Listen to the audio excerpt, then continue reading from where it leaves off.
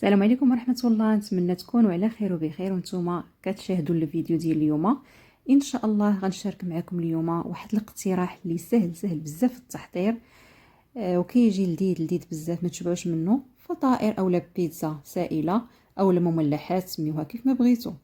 المهم انهم كيكونوا ساهلين في التحضير وكيجيو لذاذ بزاف وكيعجبوا خصوصا الوليدات الصغار بزاف. اذا نزوزو نشوفوا مقادير وطريقه التحضير، ونتمنى منكم اللي كيشاهد الفيديو اليوم يدعمني بلايك واشتراك وشي تعليق زوين، فضلا وليس امرا. ما تنسونيش عافاكم من التشجيعات ديالكم اللي هما اللي كيحفزوني باش ندير وصفات اكثر فاكثر ونزيد لقدام. بسم الله على بركه الله. دوزو الطريقه ديال التحضير. غادي ندير بصله متوسطه، غنقطعها مربعات. بالنسبه للحشوه البنات ممكن ديروا اي حشوه عجباتكم، اي خضره عجباتكم، ولكن البنات انا الحشوه اللي غنستعمل اليوم صدقوني كتجي بنينه بزاف، ما تشبعوش منها. المهم كيبقى لكم الخيار. بحال هاد الحشوه انا غندير فيها الطون، نتوما ممكن ديروا الدجاج، ديروا الكفته ديال اللحم، ديروا لا داند، المهم غديروا اللي متوفر عندكم. انا غندير الطون لاني بغيتها تجي تقريبا المذاق ديالها قريب المذاق ديال البيتزا، كتعجبني صراحه بالطون. شي علاش انا كندير فيها الطون. غناخذ كذلك فلفله. بالنسبه للفلفلات تاخذوا فلفله الوان، الخضراء الحمراء الصفراء، المهم اللي متوفر. انا غندير هنايا الخضراء وندير الحمراء، حتى هما نقطعهم مربعات صغارين. كي قلت لي بقى لكم الخيار اللي موجود تنقديو به. وبالنسبه لهذه فرصه ناكلوا الدراري الصغار ياكلوا لنا الخضره، تياكلوها بلا ما تيحسوا بها صراحه. انا هنا غندير الفلفله والبصله وغندير كذلك بطاطا. ممكن اللي بغى يضيف الجزر حتى هو يضيفه، كيبقى اختياري.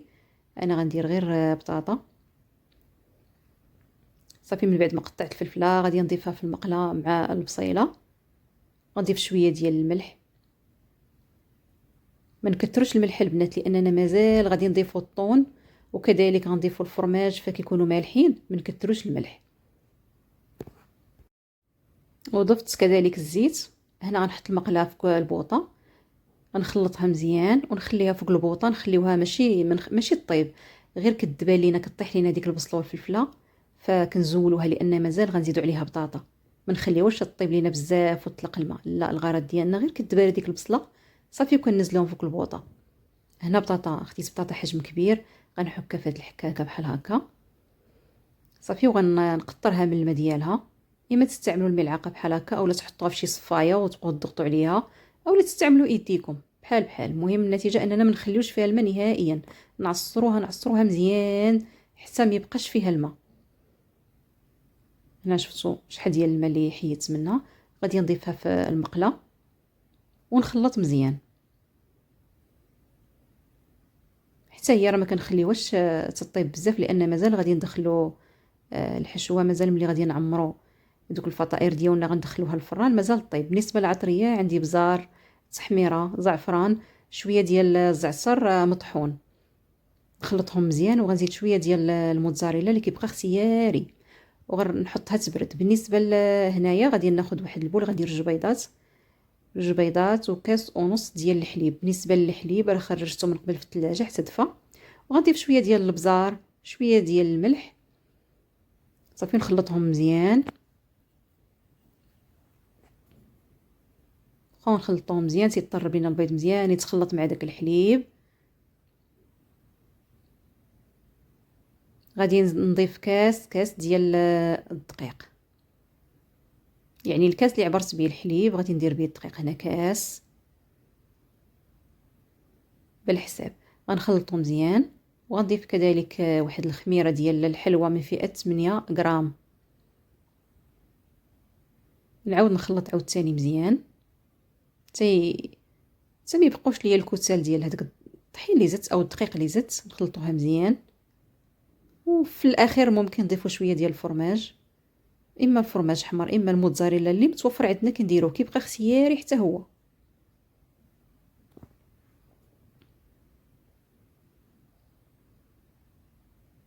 انا ضفت هنا كميه بسيطه ما كثرتش. صافي نخلط كلشي مزيان. هنا من بعد ما بردت لي الحشوه غنضيف هنايا الطون، نصفيه من الزيت، ما نخليوش فيه الزيت.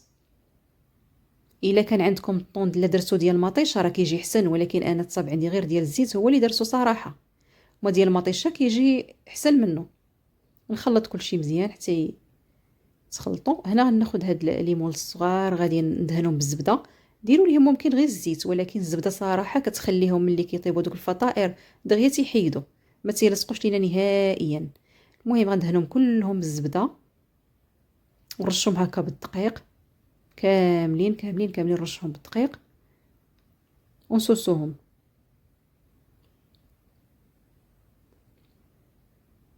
هنا عندي تقريبا هاد الحشوه وهاد المقادير اللي درت غيعمروا ليا شي 10 من هاد الليمون الصغيورين، 10 بالحساب. غادي نبدا نعمرهم. غندير من الحشوه غندير 2 عويشقات تقريبا، نحاول نقادهم باش يجيو متساويين. نستمر تنعمر كل شيء. وبالنسبه لي الامانه البنات، بالنسبه لداك الخليط اللي درت بالحليب والطحين فشط ليا منه واحد شويه، شي شويه مغرفه صغيره اولا مغرفه ما كاملاش. بصراحه طيبتها على شكل كخيب، جات واعره صراحه للامانه. صافي غادي نعمرهم كاملين وغنحطهم في هذا الاثناء. الفران راني شاعله باش يسخن، ضروري الفران يكون سخون، وكنشعلوه من الفوق ومن التحت باش ملي ندخلوهم دغيا كيطيبوا صراحه، راه ما كيشدوش الوقت، دغيا كيطيبوا. هنا كاضافه نديروا الزيتون خضر، ممكن نخلطوه مع الحشوه، كي ممكن نخليوه حتى الاخر كنزينوا به، ممكن نضيفوا الزيتون اسود، كيبقى لكم الخيار. كنضيف هنايا هذاك السائل اللي خلطت، غنضيفوه هكا من الفوق. وما تخافوش البنات، واخا تبان لكم عمرات راه ما كتفيضش، كتبقى هي مع فيها خميره وحده وكينزل مع الجناب بحال هكا، ما كتفيضش نهائيا. تخافوش منها، غير عمروهم.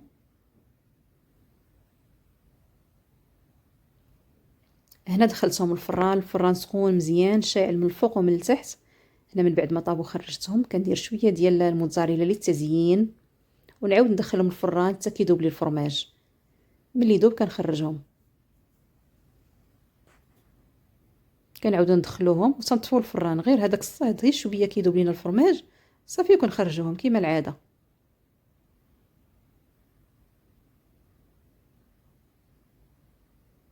هنا من بعد ما داب الفرماج انا خرجتهم، كيجيو تبارك الله طايبين ومحمرين كيشهيو ما شاء الله. هنا ممكن تخليهم حتى يبردوا، انا باش نحيد عليا الفيديو نكمل التصوير حيدتهم هما سخانين. نتوما خليهم حتى يبردوا، لا عندكم الوقت خليهم حتى يبردوا. المهم ديال النتيجه ديالهم كيجيو واعرين صراحه، بنانين ولذاذين شكلا ومذاقا، بصراحه كيجيو واعرين. نتمنى يعجبكم الفيديو ديال اليوم، ولا عجبكم تنسونيش من لايك والتعليق للتشجيع. كنشكركم بزاف على المتابعه، كنقول لكم استودعكم الله الذي لا تضيع ودائعه. نتلاقى معكم فيديو اخر ان شاء الله. في الاخر ديال الفيديو راه غتشوفوني نقطع معكم واحد الوحده باش تشوفوا كيفاش كتجي من الداخل، بصراحه كتجي في غايه الروعه. السلام عليكم.